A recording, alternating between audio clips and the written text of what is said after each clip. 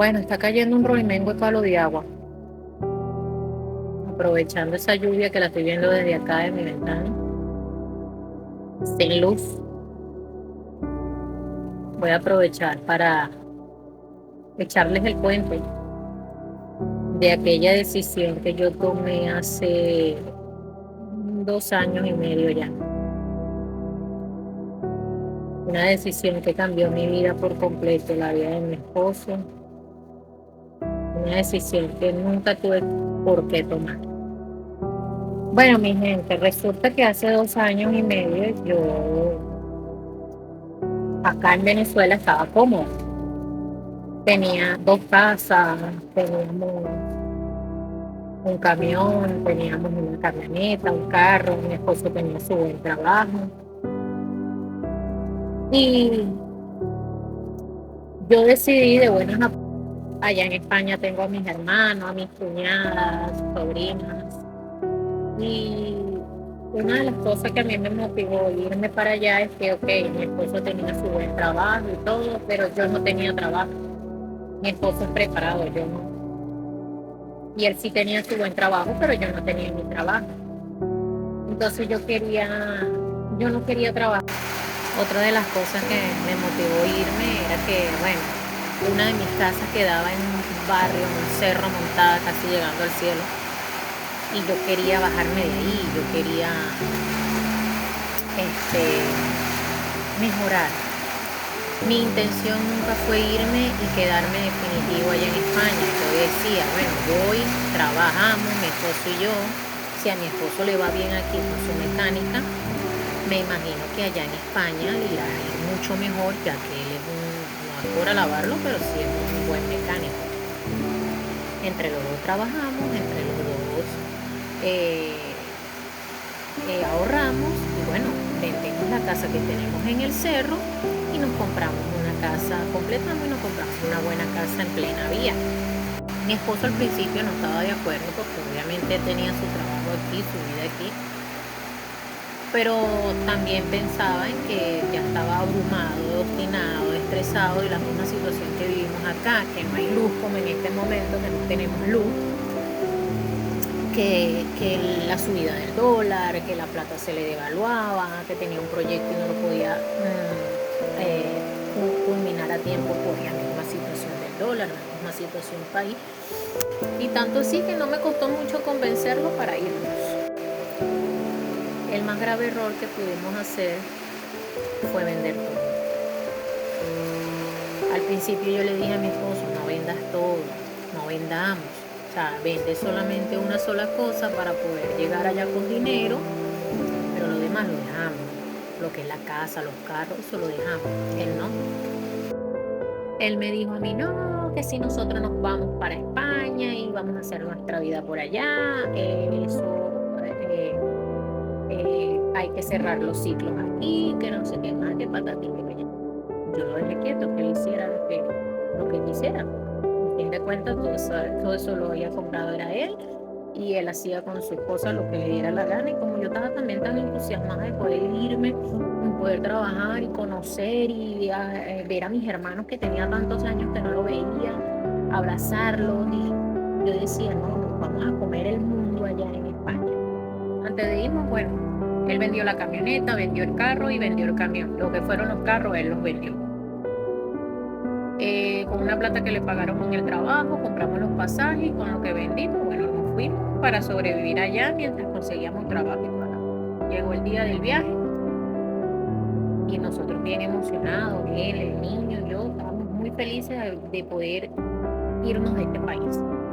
Yo iba en el avión y yo decía, Dios mío, gracias por darme la oportunidad de haber podido emigrar para poder un mejor futuro, todo lo que uno siente en esos momentos.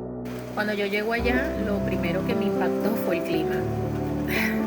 Qué choque tan drástico. Cuando se abre esa puerta de ese avión y me pega esa brisa, Dios mío, yo pensé que me iba a quedar ahí congelada. Lo segundo, bueno, la cultura, la forma de hablar de las personas. Pero yo estaba tan emocionada cuando vi a mis hermanos, a mi sobrina, que, o sea, fue lo primero que, o sea, no le atención a eso, pero yo estaba muy feliz de haber podido llegar allá.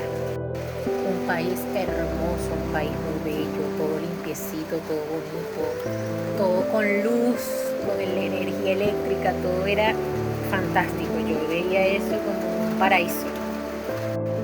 A la semana de haber llegado allá, bueno, yo empiezo a trabajar con mi tío, un tío mío que está allá, que tiene muchos años allá y él tiene una pastelería, como una pastelería. Yo empiezo a trabajar allá y él me pagaba la hora a 6,50. Y, o sea, por yo no tener papeles, ni permiso, ni nada, estaba recién llegando, obviamente no tenía ningún tipo de documentación ni nada, yo tenía que trabajar muy poquitas horas, a veces trabajaba 2 horas, 3 horas, porque si le caía a la gente esta que cae, no sé cómo se le dice a esa gente allá, se me olvidó, le podían poner una multa a mi tío y también me podían poner una multa a mí, y las multas allá son bastante costosas. Entonces, por lo tanto, no sacaba mucho hacia la semana. Mi esposo, por otro lado, él empezó en un taller mecánico allá, de un señor, bien malo el señor, por cierto. Cuando él empezó, lo puso así como por prueba y broma, y vio que mi esposo sí le mete el pecho duro a la mecánica. Y el señor le propuso a mi esposo asociarse. Nosotros, como no sabíamos nada, o sea, tampoco se nos prendió en la mente pensar asociarnos recién llegando a este país sin papel. No, nosotros no, mi esposo lo vio como una oportunidad de oro. Él decía, está llegando a un país, ya me están ofreciendo sociedad de un taller. Nosotros nos habíamos llevado el dinero de los carros que vendimos aquí. Imagínate, un camión, una camioneta, una Tahoe y un carro, un Octra. Tú te pones a sumar y fue más o menos realito que nos llevamos para allá. Y el señor le pidió 5,000 a mi esposo. No sé si puedo decir la palabra completa por aquí, pero ustedes saben, la moneda de allá, 5,000. Y mi esposo se lo da porque él quiso asociarse con él. Y bueno, se asoció, ¿no? Al principio empezaron a trabajar fino, mi esposo sacaba y sacaba carro. Pero por mi esposo no tener papeles ni nada, todo el dinero que entraba al taller le caía a la cuenta del señor, del dueño del taller. Bueno, no dueño, porque él también estaba alquilado ahí. Pero todo el dinero caía para allá.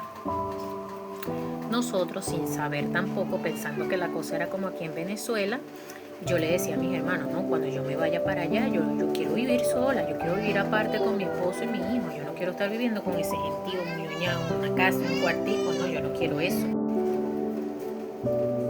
Uno de los errores que tuvo mi hermano fue no decirme en el momento, oye hermana, pero ¿cómo vas a venir para acá a vivir aparte? Tú no tienes papeles, no tienes trabajo, todo el dinero que traigas se te va a ir pagando puro alquiler. O sea, él no me dijo eso, dice que no se le prendió el bombillo, no sé, o sea, como él también a lo mejor estaba emocionado también porque yo iba y tenía tantos años que no me veía. Pero ese fue un error, yo no tenía por qué haber llegado allá y haber alquilado un piso para mí sola, porque, o sea, sin papeles, todos mis ahorros se me fueron pagando alquiler, servicio y la comida. Casi 1,000 euros casi en alquiler. La luz también es cariñosa allá. Entonces todos mis ahorros se fueron ahí por no tener trabajo.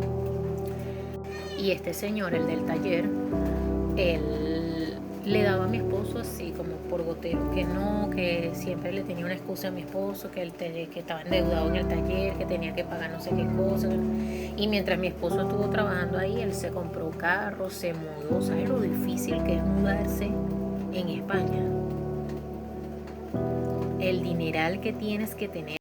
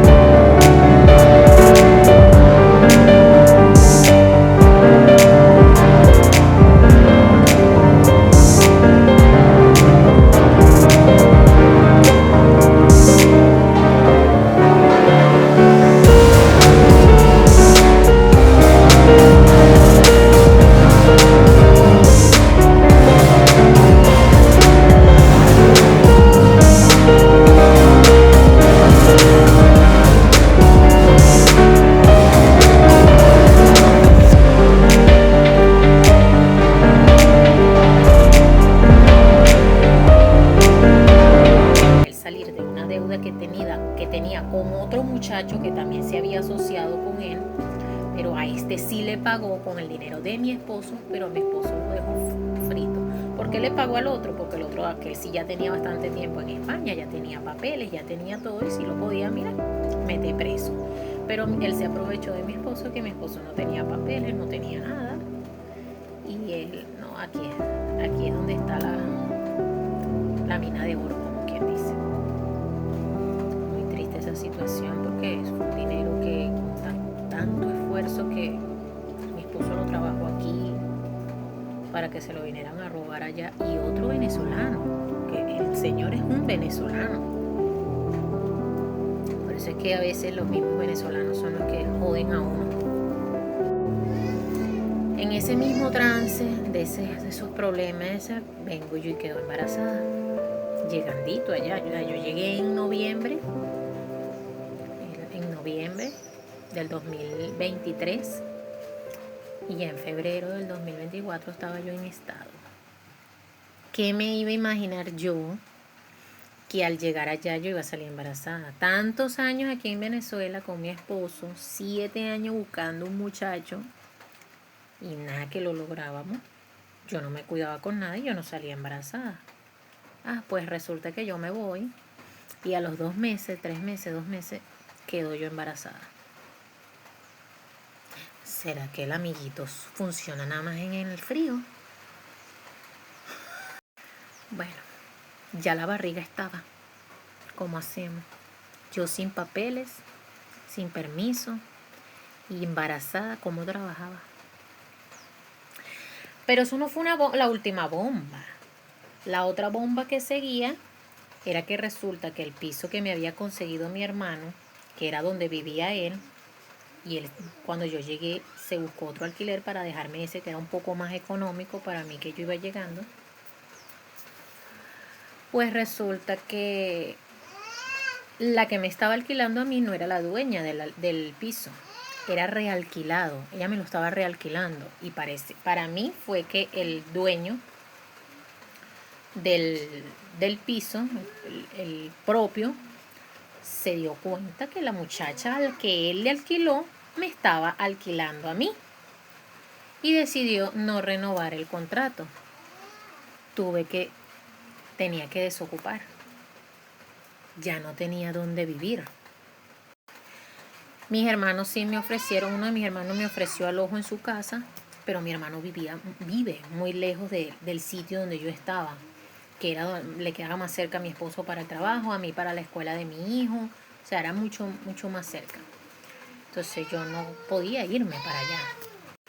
Y mi otro hermano, bueno, la mujer empezó a sacar sus garritas y antes de irme para su casa, ella ya me estaba a mí cobrando y yo no puedo. Busqué alquiler, pedimos contratos de trabajo prestados, porque eso es otro dilema en España para poder tú alquilar. Muchachos, eso te piden hasta la partida de nacimiento de tu tatarabuela que falleció en los años 1900, ¿qué te importa? Bueno, eso nos prestaron cualquier tipo de documentación para yo poder alquilar. Y no,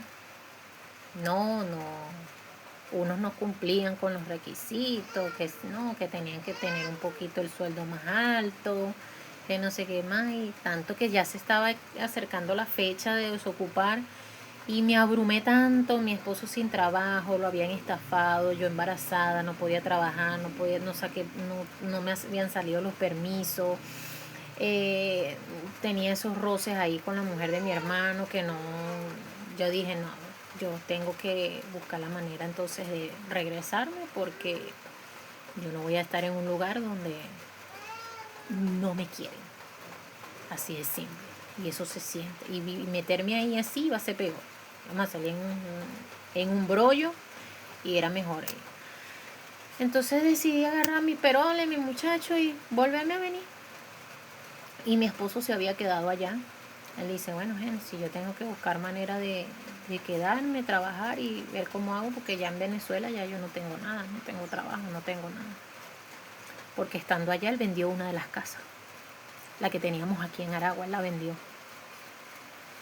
Entonces me quedaba nada más la de La Guaira y en La Guaira fue donde yo llegué. Y al mes tuvo que venirse mi esposo. Después que yo me vine, al mes tuvo que venirse él porque tampoco no tenía dónde dormir.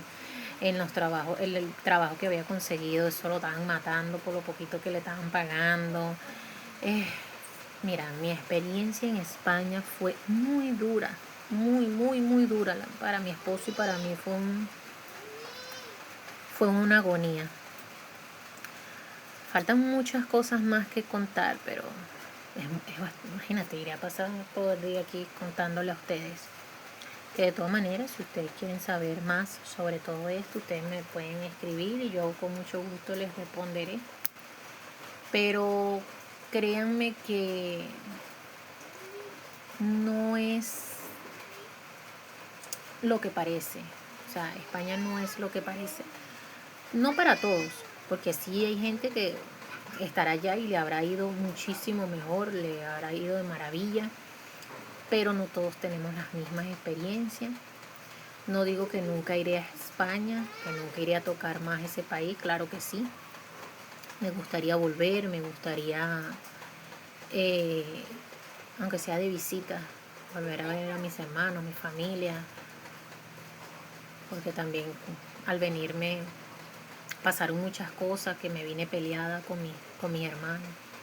Han pasado ya 2 años y medio y no nos hablamos. Y sé que no nos hablamos en parte por mi culpa y en parte por culpa de ellos también, porque ahí todo el mundo tuvo velas en ese entierro. Pero qué chimbo, ¿sabes? Bastante chimbo, porque a veces uno toma decisiones sin saber qué pueda pasar. Me estaban llamando. Cachea. Bueno, como les decía, una vez se toma decisiones sin saber qué pueda pasar en el camino, y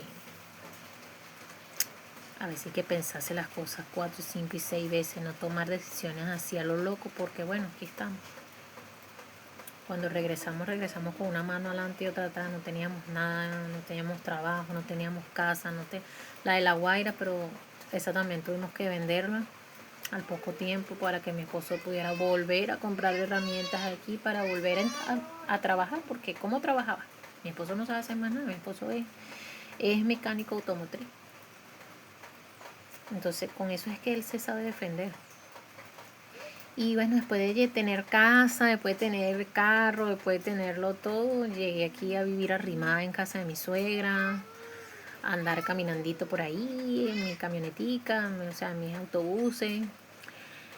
Mi esposo, cuando empezó a trabajar aquí, que llegó a matar tigritos, bueno, ese se paraba abajo en la plaza y a esperar a ver quién le daba la cola para el centro, para poder llegar al centro, porque no teníamos ni siquiera para un pasaje, para pagar el pasaje.